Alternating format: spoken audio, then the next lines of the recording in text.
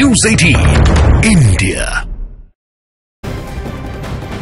प्रधानमंत्री नरेंद्र मोदी आज दोनों अहम राज्यों में जाने वाले हैं। पहला जो उनका जन्म का राज्य रहा, जहां उन्होंने एक लंबा समय बिताया, गुजरात, और दूसरा उत्तर प्रदेश। गुजरात में कहां होंगे वो, क्या कार्यक्रम है वो बता देते हैं आपको। विकास से जुड़ी कई परियोजनाएं जिनकी सौगात गुजरात को देने वाले हैं। लगभग 60,000 करोड़ रुपए से अधिक की लागत के कई विकास प्रोजेक्ट का उद्घाटन और आधारशिला पीएम द्वारा रखा जाएगा। पीएम गुजरात को 700 मेगावाट के 2 न्यूक्लियर पावर प्लांट की सौगात भी देंगे।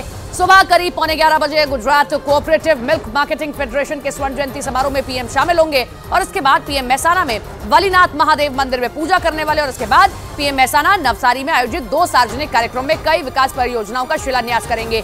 सड़क, रेल, ऊर्जा, हेल्थ, इंटरनेट कनेक्टिविटी, शहरी विकास, जल आपूर्ति समेत कई सेक्टर में शामिल होंगे। और आज ही शाम को प्रधानमंत्री नरेंद्र मोदी गुजरात से सीधे जाएंगे उत्तर प्रदेश के अपने संसदीय क्षेत्र वाराणसी में। वाराणसी में कल प्रधानमंत्री के कई अहम कार्य हैं, कल विकास की कई सौगातें देंगे, लेकिन आज के ये दोनों दौरे बेहद अहम है। पहला इस नजरिए से कि गुजरात, जहां से उन्होंने अपनी सियासत को शुरू किया, जहां जो उनका जन्म का राज्य भी है, सियासत का राज्य भी है। दूसरा, जब वो गुजरात से 2014 में चले जाते हैं वाराणसी और वाराणसी की जनता से आशीर्वाद मांगते हैं और वाराणसी आज वो जा रहे हैं, कई विकास परियोजनाएं वाराणसी को भी देने वाले हैं।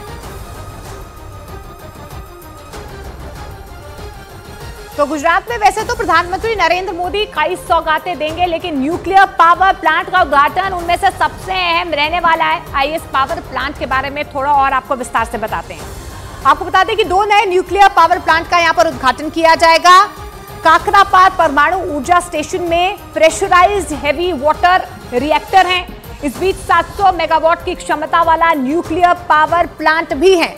दोनों रिएक्टर से हर साल करीब 1040 करोड़ यूनिट बिजली बनेगी। तो देखिए कितना फायदा होगा। और भारत का ये पहला स्वदेशी परमाणु ऊर्जा संयंत्र है, इसलिए खास है। भारतीय वैज्ञानिकों और इंजीनियर्स ने इसे डिजाइन किया है और दुनिया के सर्वश्रेष्ठ रिएक्टर्स की तुलना में सबसे ज्यादा सुरक्षित भी बताया जा रहा है। गुजरात, महाराष्ट्र, एमपी समेत कई राज्यों को इससे सीधे तौर पर फायदा होगा। गुजरात की जनता तैयार है अपने नरेंद्र दामोदर दास मोदी का स्वागत करने के लिए और इससे पहले देवभूमि द्वारिका में गोमती घाट पर विशेष आरती की गई है। पीएम मोदी के गुजरात दौरे से पहले 16 गोमती घाट पर महाआरती का आयोजन किया गया, जिसकी तस्वीर हम आपको दिखा रहे हैं। मंदिर के पुजारी ने इस बात की जानकारी दी कि 25 साल में पहली बार ऐसी आरती हुई है। साथ ही गोमती घाट पर लाखों दीप को प्रज्वलित भी किया गया है। तो ये तस्वीरें हम आपको दिखा रहे हैं द्वारिकाधीश की नगरी द्वारिका, जहां पर गोमती घाट की ये सुंदरता, ये भव्यता आप देख रहे हैं। 25 साल में पहली बार इस तरीके से आरती का वहां आयोजन किया गया। ये 3 तस्वीरें हम आपको दिखा रहे हैं। पहली तस्वीर कल जब प्रधानमंत्री नरेंद्र मोदी के आगमन से पहले द्वारिकाधीश में, यानी कि द्वारिकाधीश की नगरी द्वारिका में गोमती घाट पर यह आरती की गई। 25 साल में पहली बार ऐसी आरती हुई और उसके बाद दीप प्रज्वलित किए गए, लाखों लाख दीप गोमती घाट के किनारे पर प्रज्वलित किए गए। दूसरी तस्वीर ये किस तरीके से आज कुछ ऐसी तस्वीरें आप देखेंगे जब प्रधानमंत्री नरेंद्र मोदी करोड़ों की सौगात गुजरात को देने वाले। और तीसरी तस्वीर गोमती घाट पर जलते हुए ये दीपों से सजे 16 घाट। तो देखिए गुजरात तैयार है, लेकिन इसके बाद गुजरात से प्रधानमंत्री नरेंद्र मोदी वाराणसी जाएंगे। वाराणसी को प्रधानमंत्री नरेंद्र मोदी, आपको बता दें, 13,000 करोड़ रुपए से अधिक लागत की कई विकास परियोजनाओं का यहां पर उद्घाटन भी करेंगे, सौगात भी करेंगे और शिलान्यास भी करेंगे। इस बीच प्रधानमंत्री वाराणसी में कल, आपको बता दें, सड़क, शहरी, आध्यात्मिक, पर्यटन से जुड़ी कई परियोजनाओं का उद्घाटन और शिलान्यास करेंगे। वाराणसी में एक नए मेडिकल कॉलेज की आधारशिला भी रखेंगे। बीएचयू के स्वतंत्रता भवन के कार्यक्रम में भी वो शिरकत करेंगे और संत शिरोमणि रविदास के जन्मस्थली सीर गोवर्धन स्थित मंदिर में जाकर मत्था भी टेकेंगे।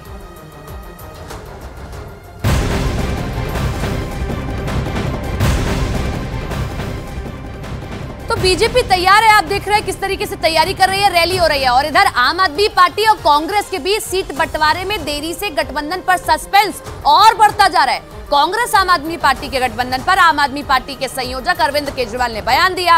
अरविंद केजरीवाल ने गठबंधन में देरी पर चिंता जाहिर कर दी है और कहा कि गठबंधन पर बहुत देरी हो गई है, जल्दी गठबंधन होना चाहिए। तो क्या फॉर्मूला हो, दिल्ली में 7 सीटों में से कितनी सीटें दी जाएं कांग्रेस को, ये अभी तक तय नहीं हो पाया है और इसी पर चिंता जाहिर कर रहे हैं अरविंद केजरीवाल।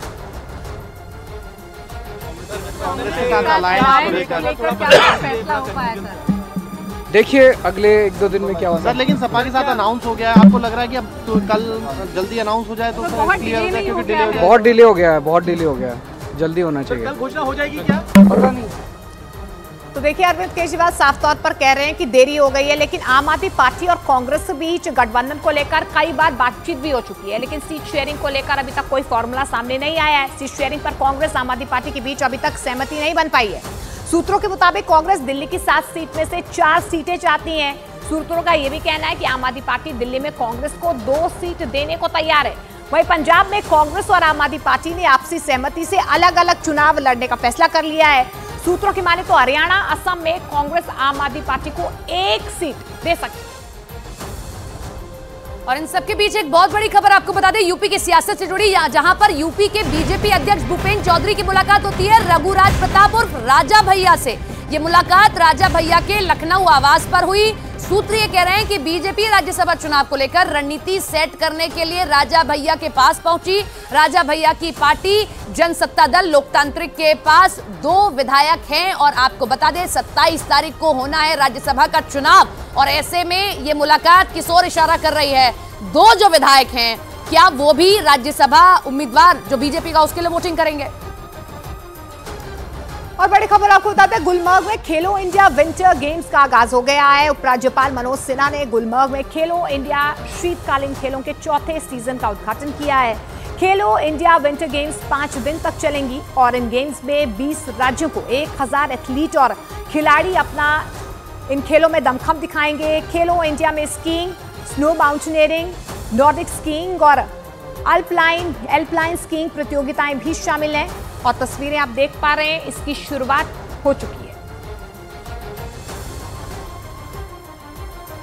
चौथे खेलो इंडिया विंटर गेम्स की मेजबानी जम्मू कश्मीर केंद्र शासित प्रदेश के लिए निश्चित रूप से एक गौरवपूर्ण पल है। आप सब जानते हैं कि वर्ष 2024 से केंद्र शासित प्रदेश जम्मू कश्मीर तथा केंद्र शासित प्रदेश लद्दाख को नेशनल विंटर गेम्स की मेजबानी का अवसर मिला था। आइस संबंधी इवेंट जैसे स्नो स्केटिंग, आइस हॉकी तथा कर्लिंग लद्दाख में तथा snow sports events Jammu Kashmir में आयोजित हो रहे हैं। और हिमाचल प्रदेश के कुल्लू जिला में भारी बर्फबारी हुई है, जिससे वहां पर हर तरफ बर्फ ही बर्फ दिखाई दे रही है। बर्फबारी के चलते 2 नेशनल हाईवे पर यातायात पूरी तरह से बंद हो गया। पर्यटकों के लिए भी प्रशासन ने एडवाइजरी जारी की है। मौसम विभाग ने बारिश, बर्फबारी और ओलावृष्टि का येलो अलर्ट जारी कर दिया है। 24 फरवरी तक मौसम खराब रहने की संभावना जाहिर की गई है। तो ये तस्वीरें आपने देखी हिमाचल की और अब हम आपको जम्मू कश्मीर की तस्वीर दिखा रहे हैं। गुलमर्ग की ये वादियां किस तरीके से बर्फ से ढक चुकी हैं। जम्मू कश्मीर के ऊंचाई वाले इलाकों में बर्फबारी हो रही है। गुलमर्ग से बर्फबारी की शानदार तस्वीरें जो सामने आई वो हम आपको दिखा रहे हैं। वहां बर्फबारी होने से पर्यटकों के चेहरे जरूर खिल गए हैं। गुलमर्ग में सैलानी बर्फ का मजा लेने के लिए पहुंच रहे हैं। गुलमर्ग में ही विंटर गेम्स जो है वो आयोजित किए गए। और अब उत्तराखंड के चक्राता की भी तस्वीर हम आपको दिखा देते हैं। यहाँ भी बर्फबारी हो रही है। चक्राता में ये सीजन की 3री बर्फबारी है। हर तरफ बर्फ की सफेद चादर आपको दिखाई देगी। तो चमोली की भी हम तस्वीरें आपको दिखाएंगे। चमोली के ऊंचाई वाले इलाकों में भी पिछले 3 दिनों से जो है बर्फबारी हो रही है। ये उत्तराखंड के जोशीमठ की तस्वीरें आप देख रहे हैं। जोशीमठ के ऊपरी इलाके इस समय बर्फ की सफेद चादर से ढक चुके हैं। और कुछ तस्वीरें उत्तरकाशी के ऊंचाई वाले क्षेत्रों में भी दिखाते हैं कैसे रुक रुक कर वहां बर्फबारी हो रही है। और गंगोत्री धाम, 4 धामों में से एक गंगोत्री धाम, वहां पर भी बर्फबारी की ताजा तस्वीरें सामने आई हैं, जिसमें हर तरफ बर्फ की सफेद चादर दिखाई दी। गंगोत्री धाम में इस समय तापमान में भारी गिरावट देखी गई और उसके साथ ही पूरी घाटी में कड़ाके की ठंड महसूस की जा रही है। और इसी के साथ ये 6 तस्वीरें आपके सामने, जहां पहाड़ी इलाकों में बर्फबारी शुरू हो गई है। सैलानियों के चेहरे खिल उठे हैं, लेकिन कई जगहों पर रास्ते भी बंद हो गए हैं। जो वहां पर व्यापारी हैं वो भी जरूर संतुष्ट नजर आएंगे, क्योंकि देर से इस बार सीजन की बर्फबारी शुरू हुई है।